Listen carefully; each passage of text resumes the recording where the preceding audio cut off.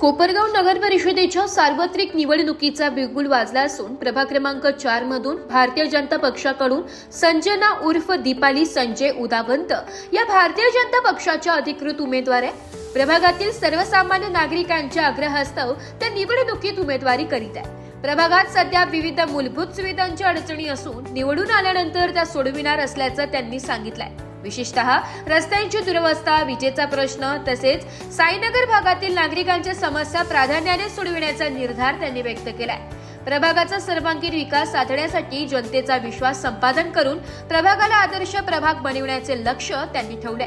कोपरगावमध्ये सुरू असलेल्या निवडणूक वातावरणात संजना उर्फ दीपाली उदावंत यांच्या उमेदवारीमुळे प्रभाग क्रमांक 4 मध्ये चुरस वाढली आहे। एक आता नागरिकांनी आणि आमच्या जय तुळजाभवानी तरुण मंडळ तसेच आमचे नेते विवेक भैया यांच्या मार्गदर्शनाखाली माझी मिसेस सौ दीपाली संजय उदावंत ह्या उमेदवार आहे अ मधून, आणि ब मधून आमचे आकाश बबनराव वाजे हे उमेदवार आहे।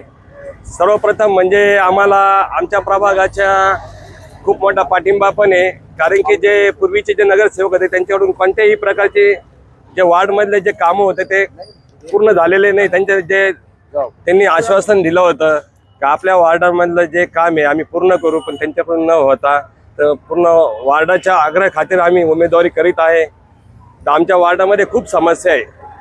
सर्वप्रथम आम्ही निवडून आल्यानंतर आमचे वार्डातले जे रस्ते, विजेचा प्रश्न आहे, आणि सर्वात मोठा प्रश्न म्हणजे आमचा साईनगर हा जो आमचा एरिया आहे, तर इथं जे अतिक्रमणमध्ये जे घरकुल आहे ते सर्व इथं काढण्यात आले होते।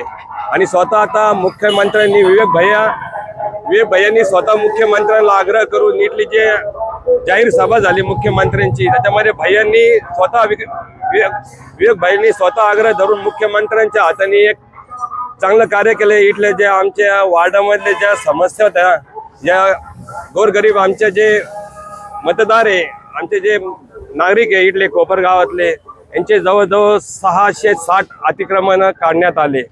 आता मुख्यमंत्री स्वतः यांनी ग्वाही दिलेली की आता हे जे अतिक्रमण काढून दिलेले यांना पूर्ण आम्ही नवीन रीती बांधून देणार आहे, RCC काम करून देणार आणि यांचे 7 बारे यांच्या नावावर करून देणार आहे। ह्याच प्रश्न घेऊन आज आम्ही या वार्डात उतरलेलो आहे। निवडून आल्यानंतर प्रथम प्राधान्यक्रम काय असणार आहे कामांचा? सर्वप्रथम म्हणजे जे आपल्या वार्डांमधले जे काम सर्व खोळंबलेले रखडलेले हे सर्वात पहिले मार्गी लावणार आहे।